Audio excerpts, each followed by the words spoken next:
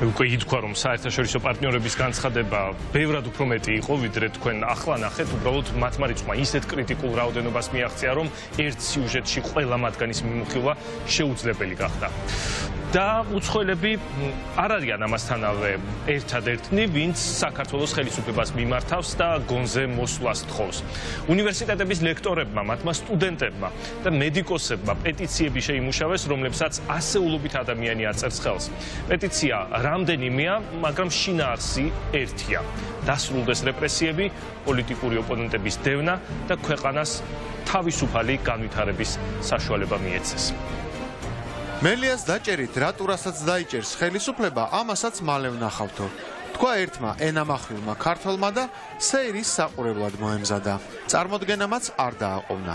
ქვეყანაში განვითარებულ მთავარ პოლიტიკურ მოვლენაზე წკეპლასავით მწარე შეფასებები არა მხოლოდ უცხოელმა პოლიტიკურად აქტიურმა ადამიანებმა, არამედ ქვეყნის შიგნით ისეთმა საზოგადოებრივმა თუ პროფესიულმა ჯგუფებმა გააკეთეს, რომლებიც როგორც წესი დიდი პოლიტიკური აქტიურობით არასდროს გამოირჩევიან.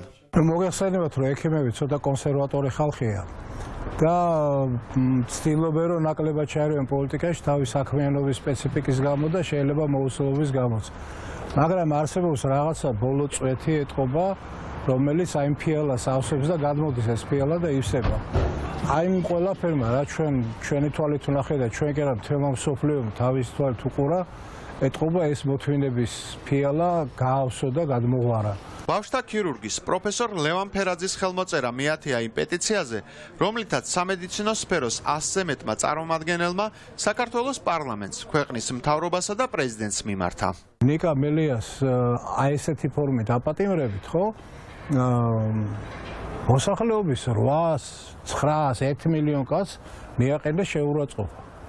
იმ ხალხს, ვინც გულწრფელად მხარს უჭერს ოპოზიციურ პარტიებს. საკუთარ პეტიციაში ექიმები ხელისუფლებას მოუწოდებდნენ. პირველი, უარი თქვას ქვეყნის დემოკრატიული განვითარების შეფერხებაზე და მეორე, დაუყოვნებლივ შეწყვიტოს რეპრესიული ინსტრუმენტების გამოყენება და გაათავისუფლოს პოლიტიკური პატიმრები. 21 ივნის მორიგე ვიყავი, აბსოლუტურად იგივე რეაქცია მექნებოდა, იქ რო ყოფილიყავი, ანუ პოტენციურად მეც იგივე დანაშაულს ბჭყალებში ჩავიდედი და მექნებოდა სურვილი გაუცნობიერებული, რომ რაღაცით გამომეხატა ჩემი პროტესტი. არავის არ ჯერა იმისი, რომ ნიკა მელია აპირებდა პარლამენტში შეჭრას. გასაგებია, როგორ არის შეთითხნილი ეს საქმე და იმის შემდეგ ყველა ნაბიჯი, როგორ არის არჩევითი სამართალი, როგორ არის გამორჩეულად კონკრეტულად ნიკა მელიასთვის მოგონილი რაღაცები და ასე შემდეგ. სამედიცინო სფეროს წარმომადგენლების მიერ მთავრობის მიმართ პროტესტის გამოხატვის ასეთმა ფორმამ საზოგადოების იმ ნაწილს, რომელიც ოცნების ხელისუფლების მომხრეა, გაუჩინა ვარაუდი, რომ ექიმება პეტიცია მთავარი ოპოზიციური პარტიის თავმჯდომარის მხარდასაჭერად კი არა, საკუთარი კოლეგისა და ნიკა მელიას მამის, ანზორ მელიას თანადგომის გამო შექმნეს. ნიკა მელიას მამა ნამდვილად დიდი ექიმია, ნამდვილად კარგი პიროვნება, მაგრამ აქ ნიკა მელიას მამის ან ნიკა მელიას გამო არ უდგები მე გვერდში ამ პეტიციას. მე ჩემი ქვეყნის მომავლის გამოვდგავარ აქ. აქ უფრო მაღალი იდეები მაწუხებს მე ჩემი შვილების, ჩემი ქვეყნის მომავალი მაწუხებს. ამიტომ ვარ აქ. ჩემი ქვეყნის თავისუფლება, ჩემი ქვეყნის ევროატლანტიკური მისწრაფება ჩემთვის ძალიან ბევრს ნიშნავს. ჩვენ უნდა ვიდგეთ პროგრესის მხარეს და არა რეგრესის მხარეს. ეს ელემენტარულია. არ გამოვთქვა აზრი, ეს დანაშაულია დღეს. არ ვიდგე იქ, სადაც საჭიროა, ესეც დანაშაულია. წესების გარეშე ბრძოლას, რომელსაც დღეს ადგილი აქვს ქვეყნის პოლიტიკურ ასპარეზზე, წერტილი დაუყოვნებლივ უნდა დაესვას. ფიქრობენ ექიმები და მთავრობას, რომელსაც ქვეყნის მართვის სადავეების ფლობის გამო მეტ პასუხისმგებლობას აკისრებენ, ვითარების ნორმალიზებისკენ მოუწოდებენ. სადავეები სახელმწიფო მართვის მათ ხელშია და რაღაც კომპრომისზე უნდა წავიდეს, რომ დაწყნარდეს ერი. კიდევ ერთი ცნობილი ქართველი ექიმი, მედიცინის მეცნიერებათა დოქტორი, პროფესორი ვახტანგ ქაცარავა პოლიტიკური ვითარების შეფასებისას პროფესიულ ტერმინოლოგიას მიმართავს. აი ამ სიმპტომ-სინდრომზე დასმულ დიაგნოზზე გეუბნებით, რომ ეს არ განვითარდება ჩვენი ქვეყანა ნამდვილად, რაღაცა უნდა მოიძებნოს კომპრომისი, დაждდენ მაგიდასთან და ესე იგი საქართველოს საკითხი დღეოდ გადაწყვეტილებები უნდა მიიღონ აუცილებლად, როგორც აქედან ისე მთავრობის მხრიდან. ეს გარდუალი იქნება, რაც უფრო მალე მოხდება ნახეთ რა ხდება ესე იგი კოვიდი გვიტევს ეკონომიკა გვივარდება ესე იგი ვერ შემოგვაქვს ესე იგი აცრებს ვერ ვაკეთებ და ეს იწვევს სვერფს ადამიანებში ხო ეს ყველაფერი უნდა დაალაგდეს ეს უნდა გააკეთდეს ქართული ხალხის საკითხი დღეოდ 24 თებერვალს ექიმების გარდა პეტიციით მთავრობას კიდევ რამდენიმე საზოგადოებრივმა და პროფესიულმა ჯგუფმა მიმართა. აკადემიური სფეროს წარმომადგენლების მიმართვაში, რომელსაც ხელს 109 ადამიანი აწერს, ნათქვამია. შეშფოთებას გამოვთქვამთ და ვგმობთ ხელისუფლების მზარდ სიხისტეს პოლიტიკური ოპონენტებისა და სამოქალაქო საზოგადოების წარმომადგენელთა მიმართ. აგრესიული რევანშიზმის პოლიტიკა არსებითად აზიანებს სახელმწიფოს ინტერესებს და ჩვენი ქვეყნის დემოკრატიულ განვითარებას. ეს ქვეყანა უნდა იყოს დასავლური ევროპული განვითარების ქვეყანა, სადაც პატივს სცემენ პლურალიზმს, განსხვავებულ აზრს, განსხვავებულ პოლიტიკური შეხედულების მქონე ადამიანებს და ძალიან ყველაზე ფუნდამენტური საკითხია პოლიტიკურ ძალებს შორის თანამშრომლობა, ოპონირება მათ შორის, დისკუსია, თუმცა არასდიდები წითელი ხაზების გადაკვეთა, როგორც არის ოპონენტის პასუხისგებლობა სისხლისამართლებრივ, იმიტომ რომ ის არის ოპონენტი. აკადემიური სფეროს წარმომადგენლები თვლიან, რომ წითელი ხაზების გადაკვეთით მთავრობა ნაბიჯ საზოგადოების გახლეჩვისკენ დგამს, რაც ქვეყანას კარგს არაფერს მოუტანს. ხელისუფლება მიზანმიმართულოდ ცდილობს, რომ საზოგადოება გახლიჩოს და აი ამ სიძულვილზე კაპიტალიზდეს, ასე ვთქვათ, იმის მაგივრად, რომ რაღაცა რეალურ სოციალურ პრობლემებს მიხედოს, მათ შორის აი ამ პანდემიის პირობებში ის ცდილობს, რომ აი ამ პოლიტიკურ ოპონენტებთან დაპირისპირების და გასწორების ფიზიკური ძალით გასწორების რეჟიმით, ასე ვთქვათ, საკუთარი ძალაუფლება შეინარჩუნოს. კონსტიტუციონალისტი პროფესორი კოტე ჩოკორაია ფიქრობს, რომ საკუთარი ძალაუფლების შენარჩუნებისთვის ბრძოლას ქართული ოცნების მთავრობა კანონის უზენაესობის დაცვით ნიღბავს, რაც არსებულ ისედაც ჩიხურ პოლიტიკურ მდგომარეობას კიდევ უფრო ამძაფრებს. ხელისუფლება გვეუბნება, რომ კანონის უზენაესობა არის ასეთი და იმიტომ ვიქცევით ჩვენ ასე. რაც არის არსებითად მცდარი ლოგიკა, ეს არის კანონის ძალიან ფორმალისტური და სტერილური წაკითხვა. კანონებთან მუშაობა ეს არ ხდება. კანონები და კანონის უზენაესობა პირველ რიგში მიმართულია ადამიანების კეთილდღეობისკენ. კანონი არ შეიძლება იყოს უსამართლო. ცინიკურია, როდესაც ფორმალური კანონიერებით ხელისუფლება ძალადობს სამართლიანობის იდეაზე. ფიქრობს საკონსტიტუციო სასამართლოს ყოფილი წევრი, ილიას სახელმწიფო უნივერსიტეტის პროფესორი ქეთევან ერემაძე. მის მიერ გახსენებული არგუმენტები, რომლებიც ხელისუფლებას ამა თუ იმ მწვავე პოლიტიკური თუ სამართლებრივი კრიზისის დროს საკუთარი ქმედებების გასამართლებლად მოჰყავს, ძალაუნებურად გახსენებს ჯორჯ ორუელის 1984-ის წყალობით ფრთიან ფრაზებად ქცეულ პოსტულატებს, რომ ომი მშვიდობაა, მონობა თავისუფლება, უმეცრება კი ძალა.